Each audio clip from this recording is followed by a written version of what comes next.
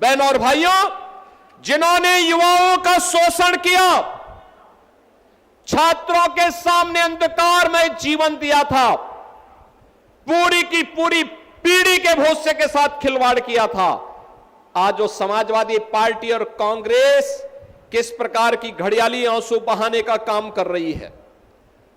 हम आभारी हैं प्रधानमंत्री मोदी जी के प्रति, जिन्होंने छात्रों के भविष्य को देखते हुए पिछले 3 दिनों के अंदर बड़े बड़े निर्णय लिए हैं। उन्होंने कहा था, प्रधानमंत्री मोदी जी ने घोषणा की और केंद्रीय कैबिनेट ने कल निर्णय लिया कि छात्रों के भविष्य के साथ खिलवाड़ करने वाले नकल माफिया को कम से कम 10 वर्ष की सजा और 10 करोड़ रुपए तक की फाइन की व्यवस्था करेगी। कैबिनेट ने पास कर लिया है। अब सोमवार को देश की संसद में यह बिल आने वाला है। मान करके चलिए, माफिया मिट्टी में मिलेंगे, कोई रोक नहीं सकता माफिया को मिट्टी में मिलने से। ये नकल माफिया, ये कांग्रेस और समाजवादी पार्टी की विरासत है। इन्होंने पाला हुआ था, इन्हें यही लोग पालते थे, और आज कैसे फिर सामने आकर के अपना चेहरा दिखा रहे हैं। प्रधानमंत्री जी ने जो घोषणा की है, छात्रों के भविष्य के साथ खिलवाड़ करने की जिसने भी दुस्साहस किया, उसके खिलाफ जितनी सख्त कार्रवाई होगी।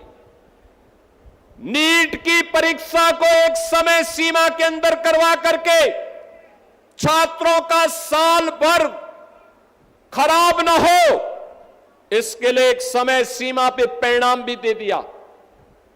यह सच था कि नीट की पहली परीक्षा में लीकेज हुए थे, प्रश्न पत्र लीक कराए थे कुछ माफियाओं ने, उनकी गिरफ्तारी हुई। और कल आपने देखा होगा, नेशनल टेस्ट एजेंसी जो थी एनटीए के 37 अधिकारियों को बर्खास्त कर दिया गया। सेवाएं हमेशा के लिए समाप्त, हमेशा के लिए समाप्त। कुछ लोगों की गिरफ्तारी की गई है, उनकी संपत्तियां जब्त होंगी, उन्हें सजा होगी। ये छात्रों के उज्जवल भविष्य को ध्यान में रख करके मोदी जी के द्वारा ले गए वे कड़े कदम हैं, उठाए गए वे कड़े कदम हैं। जिन छात्रों के जीवन, जिन छात्रों का उज्जवल भविष्य पर इस देश का उज्जवल भविष्य निर्भर करता है। और मैं प्रधानमंत्री मोदी जी के द्वारा उठाए गए इन कड़े कदमों का हृदय से स्वागत करता हूं, उनका अभिनंदन करता हूं और आभार व्यक्त करता हूं कि प्रधानमंत्री जी, आपने छात्रों के लिए, आपने युवाओं के लिए पिछले 12 वर्ष में अनेक कदम उठाए हैं। आपने डिजिटल इंडिया के नाम पर, आपने प्रधानमंत्री स्टार्टअप स्कीम के अधीन, आपने प्रधानमंत्री स्टैंड अप स्कीम के अंतर्गत आपने भारत के नौजवानों के लिए एक नई आशा की किरण दी। आपने देश के अंदर युवाओं के लिए राष्ट्रीय शिक्षा नीति देकर के भारत का नौजवान अब भारत ही नहीं, केवल घिसी पिटी शिक्षा नहीं, बल्कि नए कलेवर के रूप में नई शिक्षा नीति के माध्यम से वैश्विक जगत में अपनी दाग का लोहा मना सकता है, यह व्यवस्था दी।